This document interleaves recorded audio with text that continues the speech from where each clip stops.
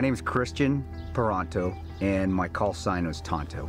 Tonto is one of a kind. He's a guy who is ready for anything. You know, he signs his emails RLTW, Rangers lead the way. And that's how Tonto lives his life. We're losing the initiative, Chief. Come on. If you do not get here soon, we are all gonna die. As long as I'm doing the right thing, God will take care of me. So, man, I gotta ask. Yeah.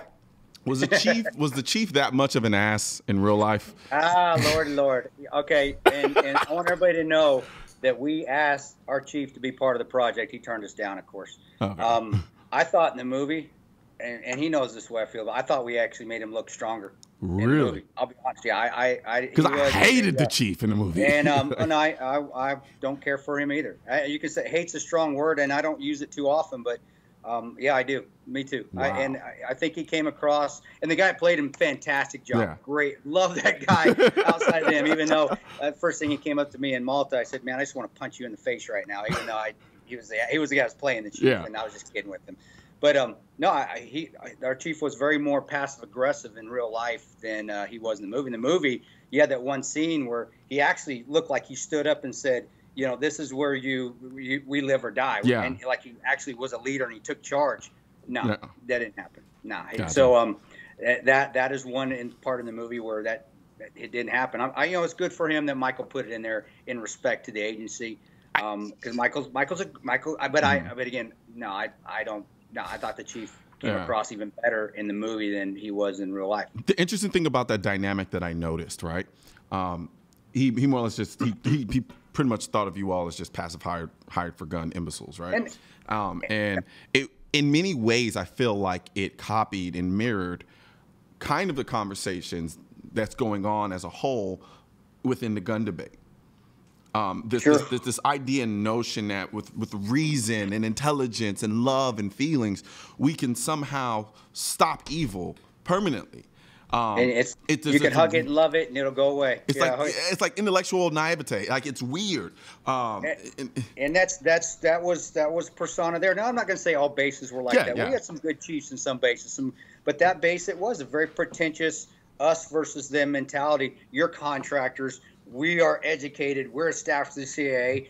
By just that qualification alone, we're smarter than you. We know more. It's the same thing, bro. And you get the pretentious people, the East Coasters, I call them, or the West Coasters, just the coasters that know everything for everybody. The Bernie Sanders types, the Hillary types that haven't done it.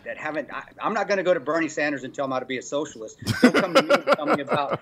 Don't come to me and tell me about guns and how to control guns and how to fight terrorism and how to fight wars and how much money the military needs, because you don't know as much as me. But that I'm glad that came through and people saw that in the movie, because that's actually how it was there on that base. But in the bigger picture, the grander scheme of things, that was the route it was going to with the government that we had in the administration that we had in charge at the time. And you see the failures now because of that. Yeah, no, absolutely. I mean, I remember that. I love the part when he realized, when everything just kind of went to hell, and you can see that all of his planning and intellectual. Like, Mike Tyson had a perfect quote for this, right? Everybody has a plan until they get hit in the face. Until they get hit in the face. Or shot at, or blown up. There's that, right. And that was the beauty of the special ops community, is that we call it wargaming. You have a plan. Plan will never, ever go according to it. But you go ahead, and every minute that goes by, you go to your next level of training or what you've done before. You're constantly thinking in your head, what is my next step? It was never going to be black and white. That's the beauty of being in the special ops community for so long and learning that way, because they force it in you that start your plan. Okay, it's a screw up. What do you do now? Think on your feet. East Coasters, West Coasters, they can't do that. If it doesn't fall within according to their plan excuse my language, the shit hits the fan, they lock up, and that's what they did. They all went in the black, and it was pathetic, but it was piss poor leadership. Good leaders say, subordinate, take charge of this. You know what you're doing more than I do. That's pride talking right there, and that's a deadly sin, and most of them have it. It's awful. It's awful, but that's how they work. It's weird because it's like, if you just go based on movies, right? People have this perception about the CIA, like they're just all these super alpha, super capable people in every spectrum of reality. And there was a certain realism that I think played out in watching the very finite distinctions between The people running, the people with the guns, and the people who didn't have the guns, right? And it was very interesting.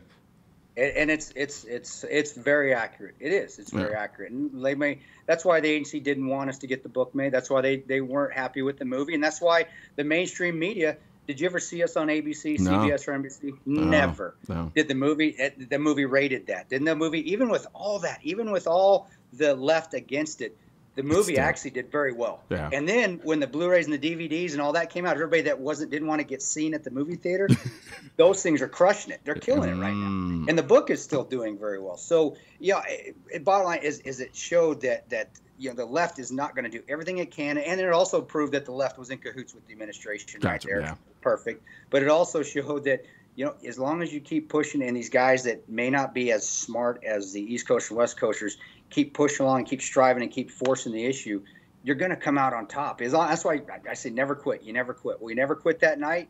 We bucked orders and went, and we're still not quitting as we move forward and continue to fight alongside with the NRA, because I'm an NRA member, but also fight for just the dang patriotism of the United States of America, which always seems to be in peril with these dang liberalists out there. Always does.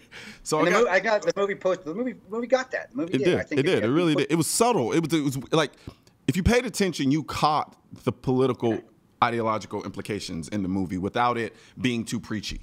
It was weird. It had this ability to be so many different things at one time. It had the ability to be this kind of mindless action movie, while at the same time being this kind of exploration of the different dynamics between the different aspects of our military, parts of our political structure, all of those things at the same time. And I know it's based off of actual real life situation, right? But that's what makes it so weird. And that's the beauty of Michael Bay. But that's also the beauty of the scriptwriter Chuck Hogan, which people Google Chuck Hogan. Yeah. He's a talented scriptwriter. He wrote The Town, or Prince of Tides, and then the script for The Town that won the Academy Award. Okay. We had an A-team with the movie, and I don't think we didn't have the Erwin Stoffs and the Three Arts Entertainment, Michael Bay and Chuck Hogan involved, and Mitchell helping us with the book, then having very solid actors on it. I don't think the movie would have been made, and I don't think it still would have kept going. It's still going. It's a marathon. Yeah. We said this ain't gonna be a sprint. It's gonna keep going. Hey, no, absolutely, man. And so, at the time when you were there that night, right, at the very beginning of the night, was there at any point, did anything come over you? Were there any thoughts that were like, something is going to happen here, something's wrong? Or did it kind of just smack you on the face like, holy crap, this thing went to hell? No, you know what? I had Boone there with me. Boone and I had deployed for 10 years together. We were at Blackwater. We were Class 1 at Blackwater together. So I was how lucky is that? I was blessed to have my best friend there with me. That we'd been in Iraq, Afghanistan, Yemen, Pakistan, right there next to me. Him and I knew it was, and we were looking at each other because we kept getting word. We did throughout the night till about 2 or 3 in the morning. Hey, there's a fast company of Marines coming. Oh, no, they're not. Hey, they're getting the 555th, the QRF element, the 555th Fighter Wing, that's F-15s out of Alviano. They're getting ready to ramp up. They're coming. Oh, no, they're not. Hey, there's a SIF team coming from Spain or Croatia. Oh, no, it's not. And eventually, it was comical. At 3 in the morning, I mean, Boone would come to me and we'd joke. He'd be like, oh, hey, Boone say, yeah, D-boys are coming in from the States. And I look at him and be like, yeah, that ain't going to happen. And he'd do it like, yeah, those guys ain't coming. So, I mean, it came from, yeah, people are coming the first couple hours once we got back to the annex, which was around midnight, to like, this is a joke. Let's just make fun of it. All right, they're going to attack us. Let's see if they come at us again, and let's just kick their asses till they quit coming or until we can't do it anymore. And but that was the beauty of having one of your best friends there, because I knew he had my back regardless. Whatever happened, he's right next to me. And there was a scene, if you saw in the movie, after me and Boone were talking. I've seen it several times. Where Boone and I, towards after that second firefight, where it's very brief in the movie, but it actually was longer than this, where I said, we may have to get off this roof because they're going to get this figured out soon. We're going to have to. Gotcha. I remember that. Yeah. Actually, what I said to Boone is I said, hey, brother, they are going to get this figured out. They're going to come at us with technicals. They're going to come at us with something bigger. We're going to have to get off this roof, and we're going to have to go at them. That means we're going to have to get off our safety. What I was looking for was just confidence from him that he had my back, and he was my brother. And honestly, all he had to say to me, and he just looked at me in the eyes, and he just said, yep. And I knew that he was with me. And honestly, I still get choked up thinking about it. Like, your best. That's all he had to say. I knew, read his mind. let's go get off this roof. Let's go do it. We're not, and we knew we weren't going to be coming back. If we got off that roof and going out of our compound with our M4s, we ain't coming back. But he's going with me, and that's why we miss what we do. That's why we love what we do. Yeah. Now with the gun that you carried, the gun that Tonto carried in the movie, the rifle Tonto carried in the movie, was that the actual rifle that you ran that night? I am not allowed to give the nomenclature because it's classified. Whatever. Agency, I swear, even though they let their own people go on TV and show their stuff all day. But I had an M4. I can't tell you what it was. Okay. But I also had a machine gun with me too. Okay. I had both. I had both. I carried both. I don't look like a big guy, and I'm not. But Rangers got to hump some weight. So I had my belt-fed machine gun, which they look similar. I'll tell you, yes, those are what I was carrying. I just can't tell you exactly the brand of what they are, but. Look at it. You guys have run guns. You know what those things are. And those were the type of We'll figure it out. We'll always figure it out. Now, there was a so was it, okay, so, I mean, I got to be honest, man. You guys were, at least in the movie, were rolling kind of nice as far as the vehicles that were at you guys' disposal. Yeah, you know what we did is we had our QRF vehicles were nicer because we didn't use them at all. We normally when we were out in the city, we would go out in soft skins, and it was sort of like that Range Rover that you saw James Badgedale, who played Ty, driving the beginning, the crappy ones. We'd have the crappy ones just for daily stuff, but when it came to the QRF stuff, we had armored vehicles with at minimum a V8 in those things because it's armored. And they're leveled up, ready to go. I mean, that's because those are basically our tanks. If we're going out, we got to have something like. But on daily activities, no. More Land Rover, and even brother, you could have just again because it's classified, whatever. You would have like a medium SUV or just something that we just go buy off the local economy. And blend in. No, people don't realize that in armored vehicles you still, even if it looks. It's supposed to blend.